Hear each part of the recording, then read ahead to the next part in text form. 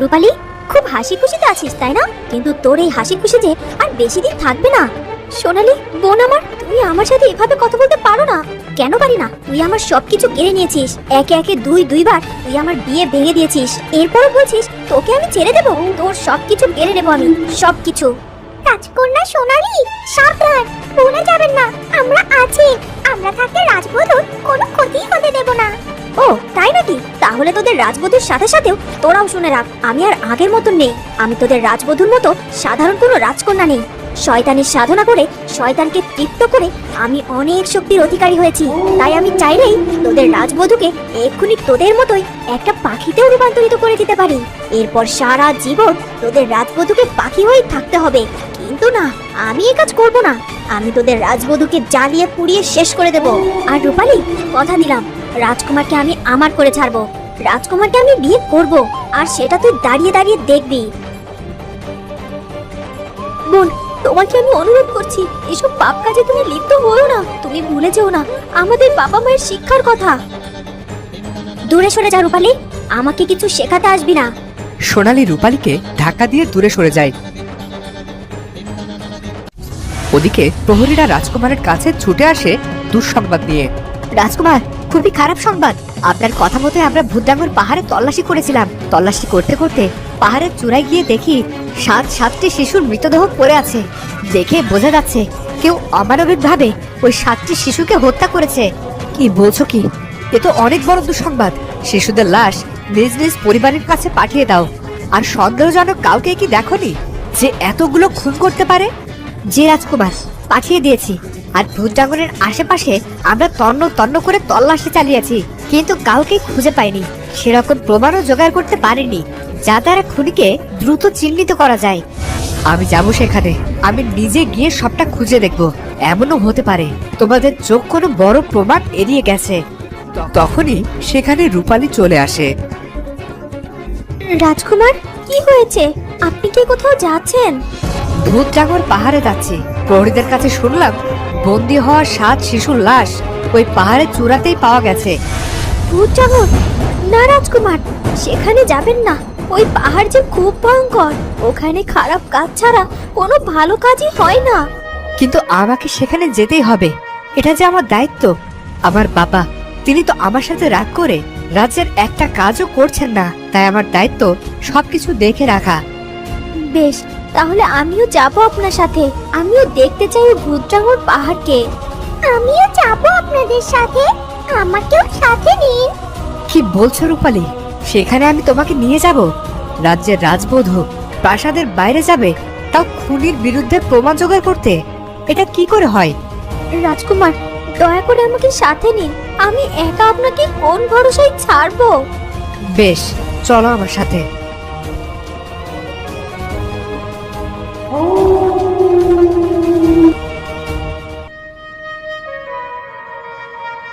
সোনালী আড়াল থেকে রাজকুমারের সব কথা শুনে ফেলে।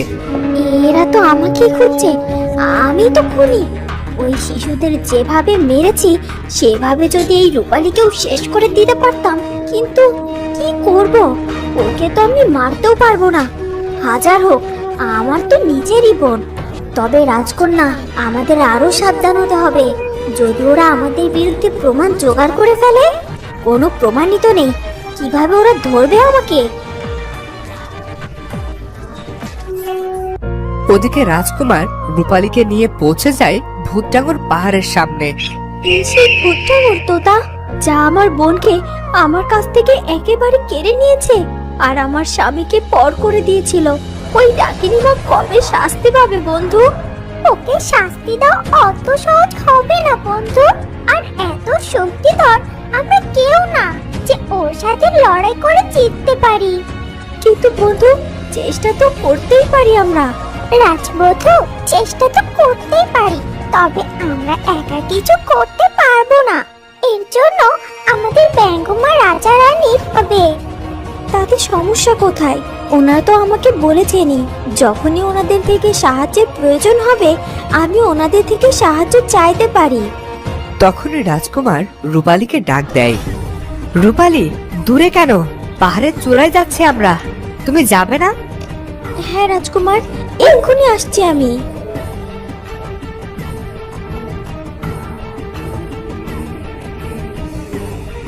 রূপালী আর রাজকুমার সৈন্যদের সাথে পাহাড়ের চূড়ায় উঠে আসে আর চারপাশে রক্ত দেখে আঁতকে ওঠে। রূপালী, ভয় পাচ্ছ নাকি? ভয় পেও না। এইভাবে নিষ্পাপ শিশুদেরকে নৃশংসভাবে হত্যা করলো রাজকুমার। আমার যে খুব কষ্ট হচ্ছে এসব দেখে। রূপালী সব শিশুদের কথা ভেবে কেঁদে ফেলে। কেঁদো না রূপালী, ভুলে যেও না আমরা এখানে এসেছি খুনির বিরুদ্ধে প্রমাণ জোগাড় করতে।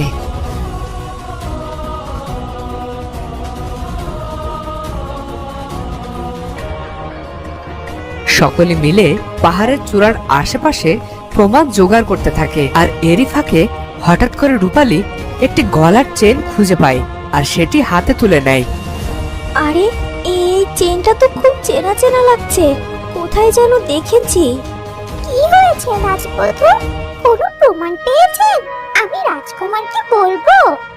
এই না, রাজকুমারকে আগে কিছু বলতে যেও না, আমাকে আগে সবটা বুঝতে দাও।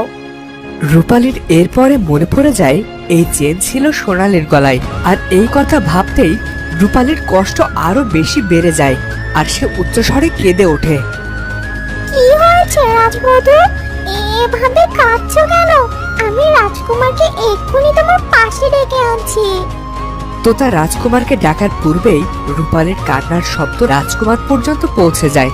আর রাজকুমার রূপালীর দিকে ফিরে তাকাতেই রূপালী কুড়িয়ে পাওয়া সেই চেনটা লুকিয়ে ফেলে। কি হয়েছে রূপালী?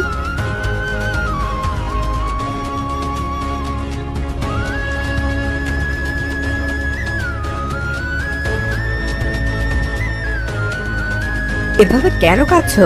তোমার মন এত নরম যে এখনো কেঁদে চলেছো। কি করবো রাজকুমার, আমার যে খুব কষ্ট হচ্ছে।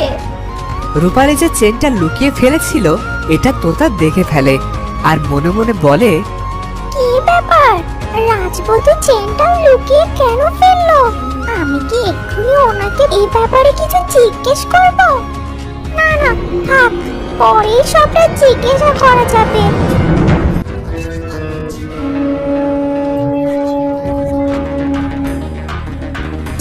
ওদিকে ডাকিনী মা ইতরকে নিয়ে নিজের জাদু শক্তির সাহায্যে সোনালীর কক্ষে এসে হাজির হয়।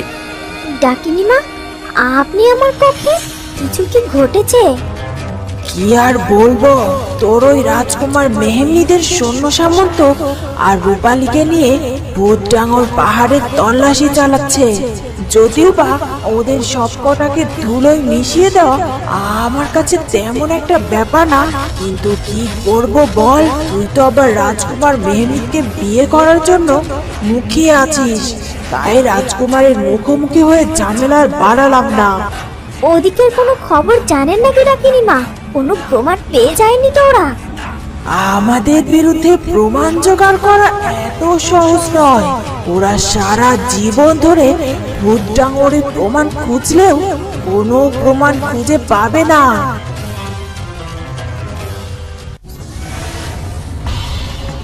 ওদিকে ব্যঙ্গমা রাজা আর ব্যঙ্গমী রানী নিজেদের শক্তির সাহায্যে জেনে যায় রূপালী সোনালীর বিরুদ্ধে অনেক বড় প্রমাণ পাওয়ার পরেও সেটা রাজকুমারের কাছে লুকিয়ে গেছে।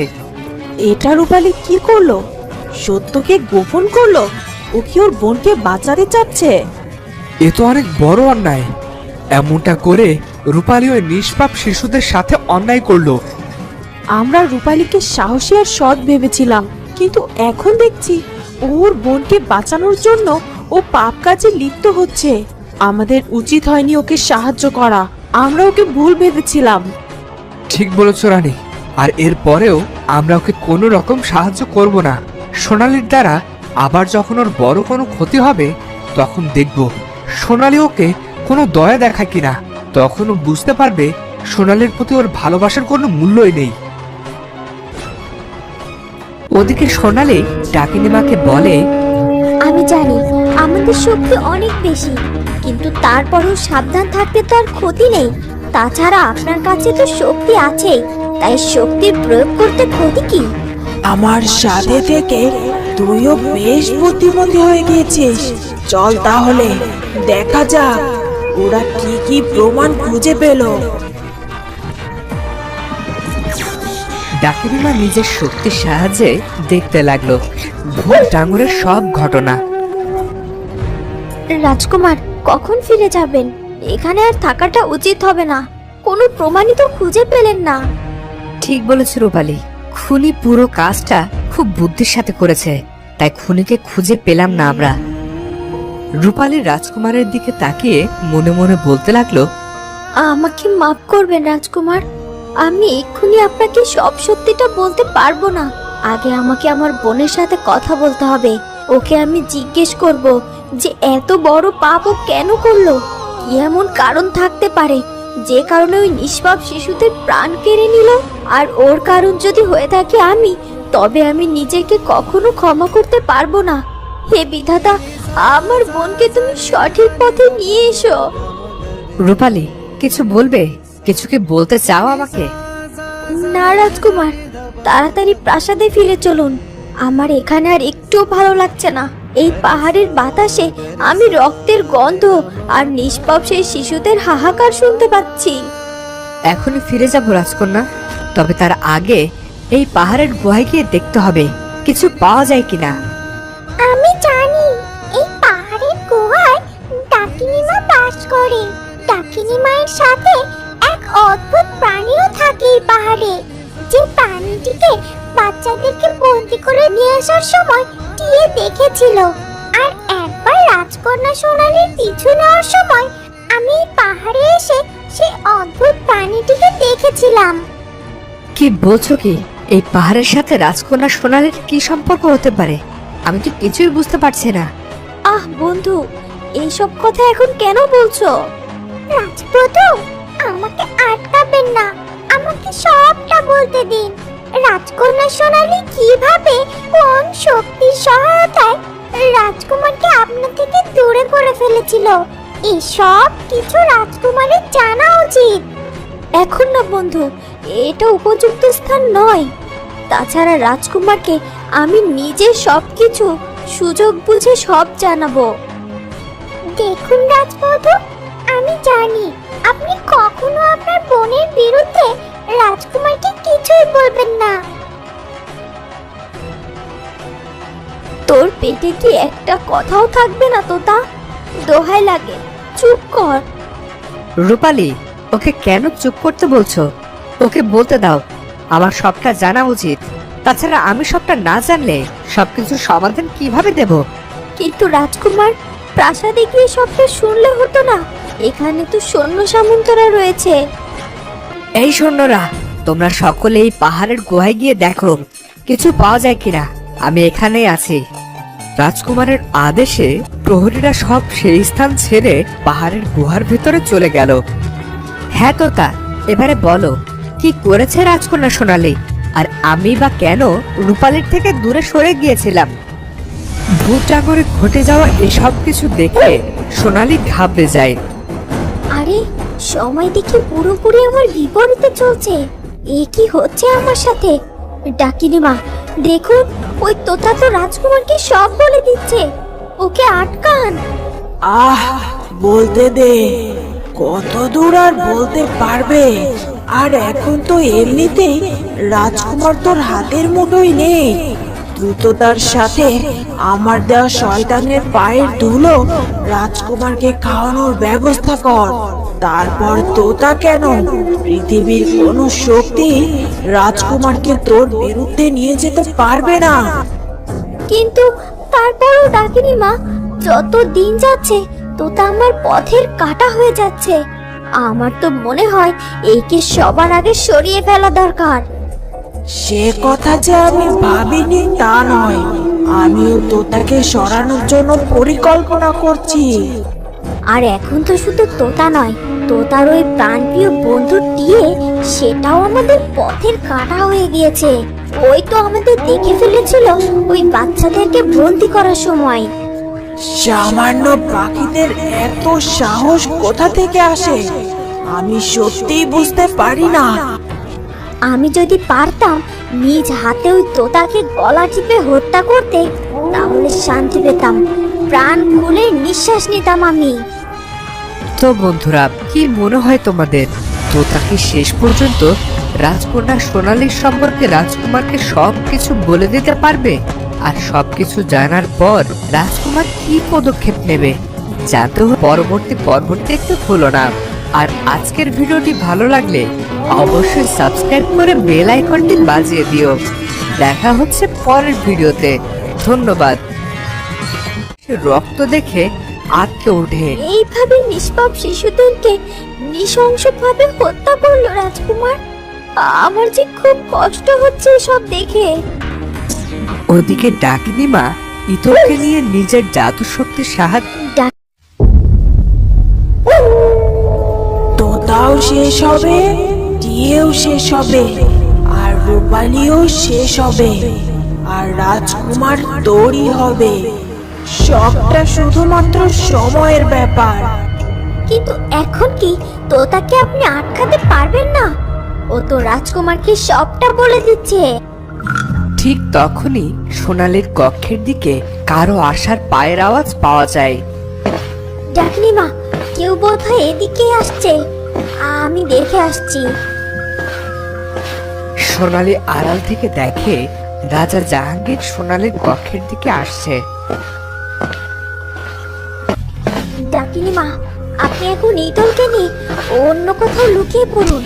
রাজা জাহাঙ্গীর আমার সাথে আপনাদের দেখলে আমার পক্ষপাতিত্ব বাদ দিয়ে দেবে। চিন্তিত হোস না, আমরা চলে যাচ্ছি। ডাকিনী মা এই কথা বলে ইতলকে নিয়ে সেই স্থান ত্যাগ করে। ওদিকে তোতা রাজকুমার মেহমিদকে একে একে সব কথা বলতে থাকে। রাজকন্যা সোনালী এই ভূত ডাঙরের ডাকিনী মায়ের সাথে হাত মিলিয়ে একের পর এক পাপ কাজ করে যাচ্ছে। আপনাকে ডাকিনী মায়ের মন্ত্রপুত জল পান করিয়েছিল, আর তারপর থেকে আপনি রাজবধূকে দূরে ঠেলে দিয়েছিলেন। এমনকি রাজকন্যা সোনালীর সাথে নিজের বিয়েও ঠিক করেছিলেন। বলেছিলেন রাজবধূকে পুরনো প্রাসাদে থাকতে দিতে। কি বলছো কি? আমি রূপালের সাথে এত অন্যায় করেছিলাম? আমাকে বিস্তারিত সব খুলে বলো। রূপালী তো নিজে থেকে কিছুই বলবে না। থাক না রাজকুমার, আর কিছুই জানতে হবে না। এবারে প্রাসাদে চলুন। তুমি চুপ করো রূপালী, আমাকে সবটা জানতে দাও। রাজবধূ রূপালীর বাবা মাকেও ডাকিনী নিজের বশে করে রেখেছে, তাই তারাও রাজকন্যা সোনালী আর আপনার বিয়ে মেনে নিয়েছিল। তোতা একে একে সব কিছু রাজকুমারকে বলতে থাকে। সব শোনার পর রাজকুমার মেহমিদ রাজকন্যা সোনালীর উপর অনেক বেশি রেগে যায় আর বলে, আমি আজই ওই রাজকন্যা সোনালীকে রাজপ্রাসাদ থেকে বের করে দেব। এই রাজ্যে রাজকন্যা সোনালীর আজই শেষ দিন। তোতা, আমি কি তোকে বলেছিলাম রাজকুমারকে এসব কিছু বলে দিতে? দেখলি তো রাজকুমার কতটা রেগে গিয়েছে।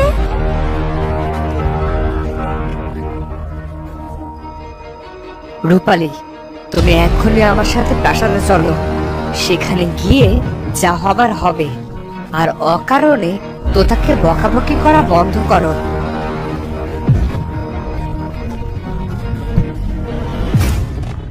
রাজকুমার এরপর রূপালী তোতার সৈন্য সামন্তকে নিয়ে প্রাসাদে চলে আসে। এই প্রহরী, যাও এক্ষুনি সোনালীকে ডেকে নিয়ে এসো। বলো আমি ডাকছি, জরুরি কথা আছে।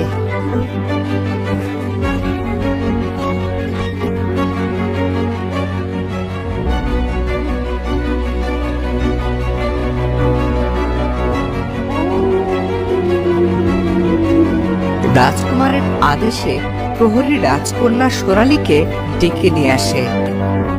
রাজকুমার, আমাকে ডেকেছিলে তুমি? প্রথমত আমাকে তুমি করে ডাকা বন্ধ করুন। বেশ, বলুন কেন আপনি আমাকে ডেকেছেন?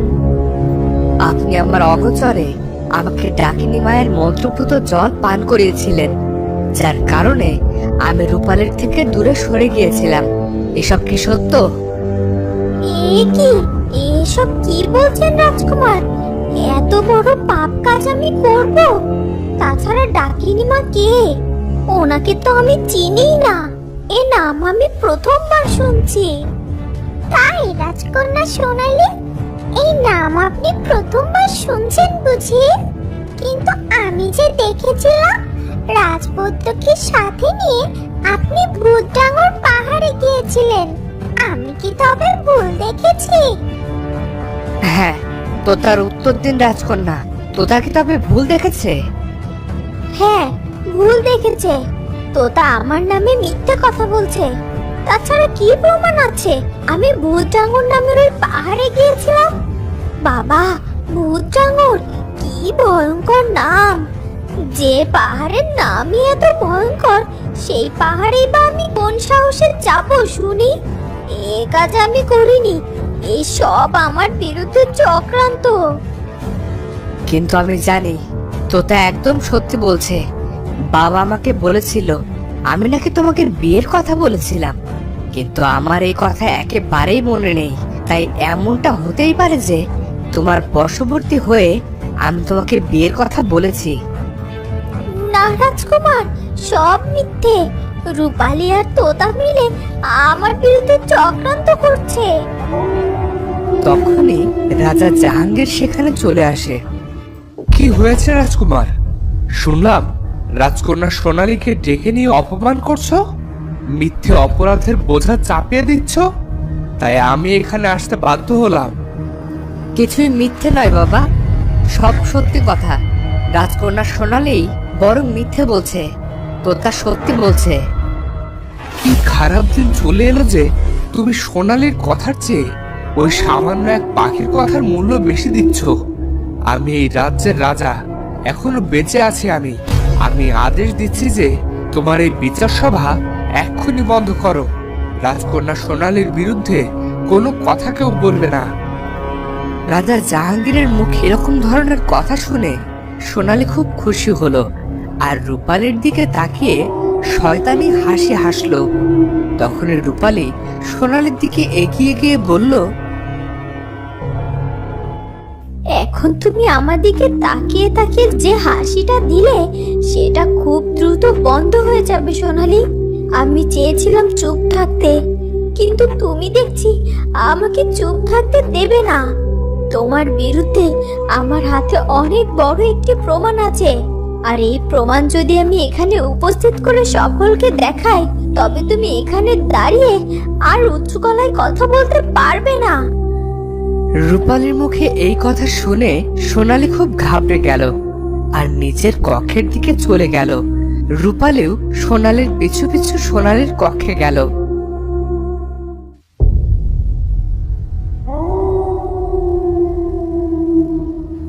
কি ব্যাপার? কি তুই আমার কক্ষে কেন এলি? তোমাকে সেই প্রমাণটা দেখাবো বলে। কি বলছিস? কি কি প্রমাণ আছে তোর কাছে? এই দেখো, এই চেন। এই চেনটা তোমার না সোনালী? এটা তো তুমি সবসময় নিজের কাছেই রাখো, তাই না? দেখো, এই চেনে এখনো নিষ্পাপ শিশুদের রক্ত লেগে আছে, যাদেরকে তুমি নিজ হাতে হত্যা করেছো। কি বলছো? কি ছোট বাচ্চা যাদের সাথে আমার কোনো প্রকার শত্রুতা নেই, তাদের কেন আমি অযথা মারতে যাব? এটাও আবার হতে পারে? তুই আমার নামে মিথ্যে বদনাম দিচ্ছিস। এসব মিথ্যে বদনাম না, সেটা তুমি খুব ভালো করেই জানো। আর তুমি এটা স্বীকার করো আমার কাছে, আর আমাকে বলো যে কেন এমনটা করেছো। যদি না বলো, তাহলে আমি সবাইকে সবটা বলে দেব। হ্যাঁ, করেছি আমি। মেরেছি ওই শিশুদের, কারণ এছাড়া আমার আর কোনো উপায় ছিল না। প্রকৃতি কন্যার অভিশাপে আমি আমার রূপ হারিয়েছিলাম, আর আমার নিজের রূপ ফিরে পেতে আমি ওই 7 শিশুকে শয়তানের চরণে বলি দিয়েছি। আমি একজন রাজকন্যা, আমার কাছে আমার সৌন্দর্যের তুলনায় ওই শিশুদের প্রাণ তুচ্ছ মনে হয়েছে। বুঝতে পেরেছিস? তুই সব শুনে নিয়েছিস তো? এবারে চুপ কর। ছি ছি ছি সোনালী, এটা তুমি কি করেছো? সামান্য সৌন্দর্য ফিরে পেতে এত বড় পাপ করেছো তুমি। এই পাপের জন্য বিধাতা তোমাকে কখনোই মাফ করবেন না। তোর থেকে নীতিবাক্য এই মুহূর্তে আমি আর শুনতে চাই না। শোনো সোনালী, আমি ভেবেছিলাম কোনো বড় কারণে তুমি হয়তো পাপ কাজ করেছো, কিন্তু তুমি তো তা করনি। তুমি তো ছোট্ট একটা কারণে এত বড় পাপ কাজ করেছো, আর এর সাজা তোমাকে পেতেই হবে। আমি এক্ষুনি রাজকুমারীর কাছে যাব আর সব কিছু বলে দেব। তুই যাই করিস না কেন, রাজা জাহাঙ্গীর সব সময় আমার হয়েই কথা বলবে। কিন্তু আমি যদি এই রক্তে মাখা চেনটি রাজা জাহাঙ্গীরকে দেখিয়ে সব বলে দেই, তখন তো তিনি বিশ্বাস করবেন, তাই না? রূপালী এই কথা বলে সে চেন নিয়ে রাজা আর রাজকুমারের কাছে যাওয়ার জন্য অগ্রসর হয়। আর তখনই সেখানে ডাকিনীমা চলে আসে আর রূপালীকে বাধা দিয়ে একটা রশির সাহায্যে বেঁধে ফেলে। আরে, কে আমাকে এভাবে বেঁধে ফেললো? কে আবার? চেয়ে দেখ, আমার রক্ষা করতে ডাকিনী মা চলে এসেছে আমাকে রক্ষা করতে। কত সহজেই তোকে বেঁধে ফেললো, দেখ একবার। আমি তোমার বোন সোনালি, তোমার এই পাপিষ্ঠ ডাকিনী মাকে বলো আমাকে ছেড়ে দিতে। তাই নাকি? ছেড়ে দিতে বলবো? আচ্ছা বেশ, বলছি। ডাকিনী মা, বল সোনালি। রশি দিয়ে এভাবে বেঁধে রাখায় আমার বোনের খুব কষ্ট হচ্ছে। ও মা, তাই নাকি? তাহলে আমাকে কি করতে হবে? রশি দিয়ে আরো শক্ত করে ওকে বেঁধে ফেলতে হবে, যাতে ওর কষ্টটা আরো বেড়ে যায়। তাই নাকি? তাহলে তাই হোক। সোনালীর কথায় ডাকিনী ওর শক্তির সাহায্যে রূপালীকে পেঁচিয়ে রাখা দড়িটি আরো শক্ত করে দেয়, আর রূপালীর কষ্টও বেড়ে যায়। সোনালি, সোনালি, ভুলে যাও না, আমি তোমার বোন। রূপালীর কথা শুনে সোনালী কুৎসিত ভাবে হাসতে থাকে। সোনালীর এই অমানবিক কথায় আর হাসি দেখে রূপালী অবাক হয়ে সোনালীর দিকে তাকিয়ে কাঁদতে থাকে। ডাকিনী মা, একে কি করব এখন আমরা? একে তো আর ছেড়ে দেওয়া যাবে না। একে ছেড়ে দিলে ও গিয়ে রাজকুমারের কাছে তোর নামে নালিশ করবে। ও বলে দেবে ওই 7 শিশুকে তুই খুন করেছিলি। ঠিক বলেছেন ডাকিনী মা, রূপালীকে আটকে রাখতে হবে। ওকে তো আবার মেরেও ফেলতে পারবো না। কেন বোন, কেন আমাকে মেরে ফেলতে পারবে না? মেরে ফেলো আমাকে। আমাকে মেরে ফেললেই তো তোমার সব সমস্যার সমাধান হয়ে যায়। রাজকুমারকে তুমি সহজেই পেয়ে যাবে। সেটাই তো পারবো না, তোকে আমি মারতে পারবো না। তোর বোধহয় মনে নেই, আমি তোকে মনে করিয়ে দিচ্ছি। মনে আছে, একদিন প্রাসাদে এক সন্ন্যাসী এসেছিল। কোন সন্ন্যাসী? কার কথা বলছো তুমি? ও আচ্ছা, তুই তো আবার সে সময় প্রাসাদে ছিলিস না। তোর তো আবার অস্ত্র চালনা নিয়ে খুব শখ ছিল, তাই বাগানে অস্ত্র চালাচ্ছিলি তুই। পুরো ঘটনাটা আমাকে খুলে বলো বোন। তাহলে শোন, প্রতিদিনের মতো সেদিনও তুই রাজ উদ্যানে অস্ত্র চালনা শিখছিলি, আর ঠিক সে সময় প্রাসাদের ভেতরে এক সন্ন্যাসী প্রবেশ করে। সেলিম, আমি এসেছি তোর 2 কন্যা সম্পর্কে একটা ব্যাপারে জানাতে। সন্ন্যাসী বাবা, কি জানাতে চান? আপনি কি বিশেষ কিছু জানাতে চান? আমার কন্যাদের জন্য আবার কোনো বিপদ অপেক্ষা করছে না তো? ঘাবড়ে যাস না, মানুষের জীবনে বিপদ তো আসবেই, কিন্তু বিপদে ঘাবড়ে গেলে চলে না। বিপদকে মোকাবেলা করতে হয়। সোনালী সন্ন্যাসী বাবার কাছে এগিয়ে যায়, আর তখনই সন্ন্যাসী বাবা সোনালীকে বলে, মা সোনালি, তুই আর তোর বোন রূপালী যমজ। একই নারীর টান তোদের, তাই তোদের জীবনও এক। মানে কি বলতে চান সন্ন্যাসী বাবা? মানে যদি তুই মারা যাস তাহলে তোর বোনও মারা যাবে, আর যদি তোর বোনও মারা যায় তাহলে তুই মারা যাবি। তাই কেউ কাউকে কখনো শত্রুতার জের ধরে মেরে ফেলার চেষ্টা করিস না। মনে রাখিস, যদি রূপালী মারা যায় তাহলে তুইও মারা যাবি, আর যদি তুইও মারা যাস তাহলে রূপালী মারা যাবে। জি সন্ন্যাসী বাবা, এই বিষয়টি আমি মনে রাখবো। আপনি কি এ কথা জানাতে এই প্রাসাদে এসেছেন? হ্যাঁ, আমি এই কথা জানাতেই প্রাসাদে এসেছিলাম। ও আচ্ছা, এই ছিল তাহলে আসল ঘটনা। এই কারণে তুমি আমাকে মেরে ফেলতে চাও না? ঠিক তাই, এ কারণে তোকে আমি মেরে ফেলবো না। তাহলে ছেড়ে দেবে বলছো? না না, আমি তোকে ছেড়েও দেব না। আজ থেকে তুই বন্দী হয়ে থাকবি। সারাটা জীবন একটা অন্ধকার কুটুরিতে বন্দী করে রাখবো তোকে আমি, যেখান থেকে কেউ তোকে খুঁজে নিয়ে আসতে পারবে না। ডাকিনী মা, এমন কোন স্থান আছে কি? অবশ্যই এমন স্থান আছে। তুই চাইলেই এক্ষুনি রূপালীকে এমন কোনো জায়গায় আমি বন্দি করে রেখে আসতে পারি। শুভ কাজে দেরি করতে নেই ডাকিনী মা। এরপর ডাকিনীমা নিজের জাদুর সাহায্যে সোনালী রূপালীকে আকাশে ভাসিয়ে রূপনগর রাজ্য ছেড়ে দূরের এক দ্বীপে নিয়ে এলো, যে দ্বীপ ছিল অন্ধকারাচ্ছন্ন। এ কোথায় এলাম আমি? দেখে তো মনে হচ্ছে এটা একটা দ্বীপ। ঠিক, এটা একটা দ্বীপ। এটা অন্ধকার দ্বীপ। আজ থেকে তুই এই দ্বীপে বন্দি হয়ে থাকবি। সোনালি বোন আমার, এমনটা করো না। দেখো, আমার নিজের সংসার আছে। রাজকুমার মেহমিদ আমার জন্য অপেক্ষা করছে। সে চিন্তা তোকে করতে হবে না রূপালী। রাজকুমার মেহমিদ যেন তোর জন্য অপেক্ষা না করে, সে ব্যবস্থাই আমি করব। রাজকুমার মেহমিদ যেন চারপাশে তোকে খোঁজা বন্ধ করে যেন আমাকেই খুঁজে বেড়ায়, সে ব্যবস্থাই আমি করব।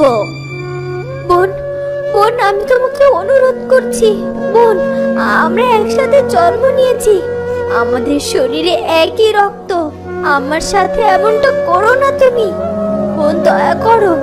এই দ্বীপটা যে অনেক অন্ধকার, এখানে থাকলে যে আমি উন্মাদ হয়ে যাব। ওদিকে তোতা রাজবধূকে খোঁজার জন্য তার কক্ষে যায়।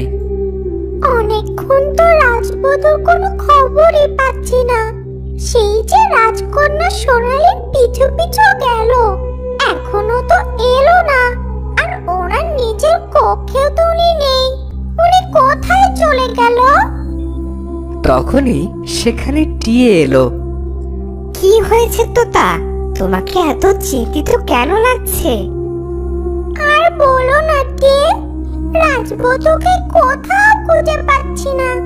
উনি যে কোথায় চলে গেল কিছুই বুঝতে পারছি না আমি। আমার খুব চিন্তা হচ্ছে। রাজকন্যা সোনালীর কক্ষে দেখেছো? আমি তো ওদিকে যেতে দেখেছিলাম ওনাকে। দেখেছিলাম তো, উনি সেখানেও নেই। ওই বদমাস রাজকন্যা সোনালী আবার রাজবধূর কোনো ক্ষতি করে দেবে না তো? চলো আমরা রাজকুমারের কাছে গিয়ে ওনাকে জিজ্ঞাসা করি, উনি হয়তো জানতে পারে। বেশ, সেখানেই চলো। রাজা জাহাঙ্গীরের সাথে বিতর্কের পর রাজকুমার মেহমিদের মন তো ভালো ছিল না, তাই হয়তো তিনি রাজবধূর সাথে গল্পও করছেন। তোতার টিয়ে উড়ে চলে যায় রাজকুমার মেহমিদের কক্ষে। ওদিকে রূপালী সোনালীকে অনবরত অনুরোধ করে ওকে যেন অন্ধকার দ্বীপে না রাখে। সোনালী বোন আমার, আমার একটা কথা রাখো। আমাকে এই দ্বীপে বন্দি করে রেখো না। ভয় করিস না রূপালী, তোর কাছে তোর খাবার চলে আসবে। কারণ তোকে তো আমার জন্য হলো বেঁচে থাকতে হবে, তাই খাবার তো তোকে খেতেই হবে। সোনালী, আমাদের এখানে আর বেশিক্ষণ সময় নষ্ট করা উচিত হবে না। ওকে এই দ্বীপের শেকল দিয়ে বেঁধে রেখে যায়। ডাকিনী মা, এই দ্বীপে আবার কোনো ভয়ঙ্কর প্রাণী নেই তো? বুঝতেই তো পারছেন, ও মারা গেলে তো আমিও মারা যাব, তাই সেই চিন্তা থেকেই জানাচ্ছি আর কি। তোর চিন্তা আমি বুঝি সোনালী, আর তোর কথা ভেবে আমি রূপালীকে এই দ্বীপে এনেছি। কারণ এই দ্বীপে কোনো হিংস্র প্রাণী নেই, তাই চিন্তা করিস না তুই। তাহলে আর কি, ওকে দ্রুততার সাথে এখানে বেঁধে ফেলুন। রাজকুমার মেহমেদ আমাকে সন্দেহ করার আগে আমাকে প্রাসাদে ফিরে যেতে হবে। ডাকিনীমা এরপর নিজের শক্তির সাহায্যে রূপালীকে শেকল দিয়ে একটি বড় খাঁচার মধ্যে